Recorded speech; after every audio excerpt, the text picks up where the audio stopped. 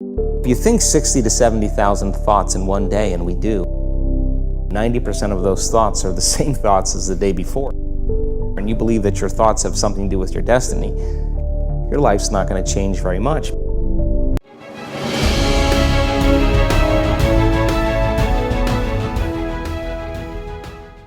If you're not being defined by a vision of the future, then you're left with the old memories of the past, and you will be predictable in your life.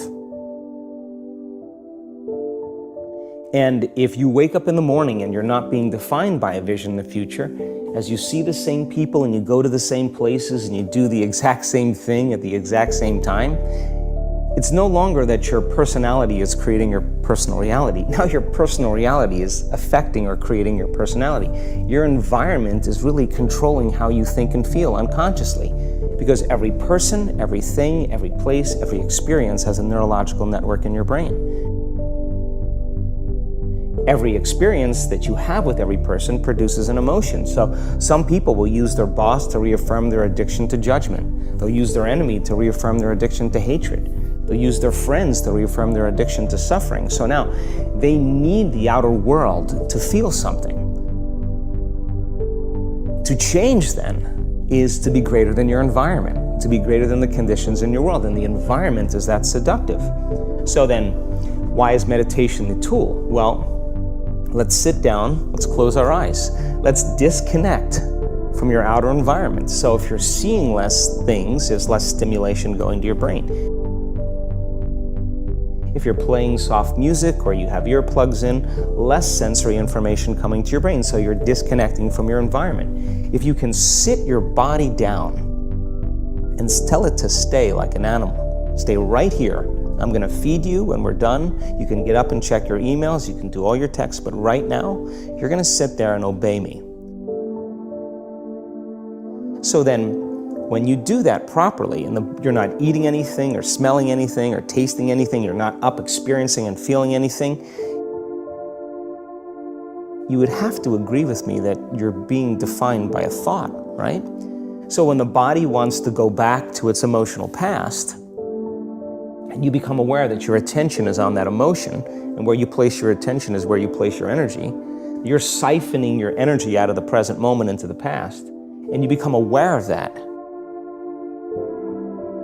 And you settle your body back down in the present moment, because it's saying, well, it's 8 o'clock, you normally get upset because you're in traffic around this time, and here you are sitting, and we're used to feeling angered, and you're off schedule. Oh, it's 11 o'clock, and you usually check your emails and judge everybody. Well, the body's looking for that predictable chemical state. Every time you become aware that you're doing that, and your body is craving those emotions, and you settle it back down into the present moment, you're telling the body it's no longer the mind, that you're the mind, and now your will is getting greater than the program. And if you keep doing this over and over again, over and over again, over and over again, just like training a stallion or a dog, it's just going to say, I'm going to sit. And the moment that happens, and the body's no longer the mind, when it finally surrenders, there's a liberation of energy. We go from particle to wave, from matter to energy, and we free ourselves from the chains of those emotions that keep us in the familiar past. And we've seen this thousands of times. In fact, we can actually predict it now on a brain scan. And we have a huge frontal lobe, and it's 40% of our entire brain. And most people, when they have a thought, they just think that that's the truth. And I think one of my greatest realizations in my own journey was, just because you have a thought doesn't necessarily mean it's true. So if you think 60 to 70,000 thoughts in one day, and we do, and 90% of those thoughts are the same thoughts as the day before, and you believe that your thoughts have something to do with your destiny, your life's not going to change very much, because the same thought leads to the same choice leads to the same behavior creates the same experience, and the same experience produces the same emotion. And so then, the act of becoming conscious of this process, to begin to become more aware of how you think, how you act, and how you feel. It's called metacognition. And so then, why is that important? Because the more conscious you become of those unconscious states of mind and body, the less likely you're going to go unconscious during the day. And that thought is not going to slip by your awareness unchecked, because it means to know thyself. The word meditation means to become familiar with.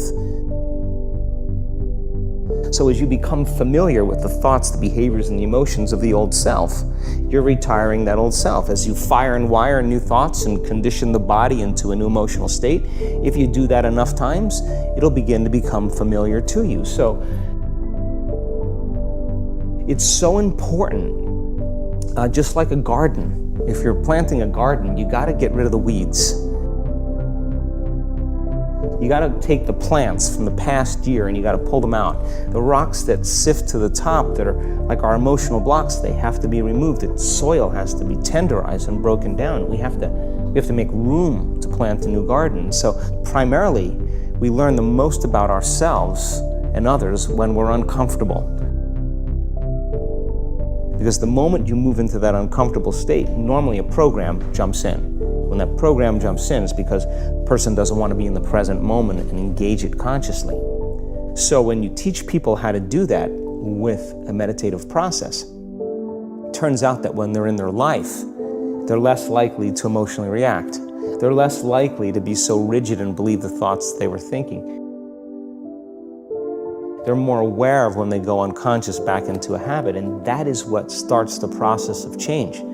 And so we have to unlearn before we relearn. We have to break the habit of the old self before we reinvent a new self. We have to prune synaptic connections and sprout new connections. We have to unfire and unwire and refire and rewire. We have to unmemorize emotions that are stored in the body, then recondition the body to a new mind and to a new emotion, like deprogram and reprogram. That's the act, and it's a two-step process.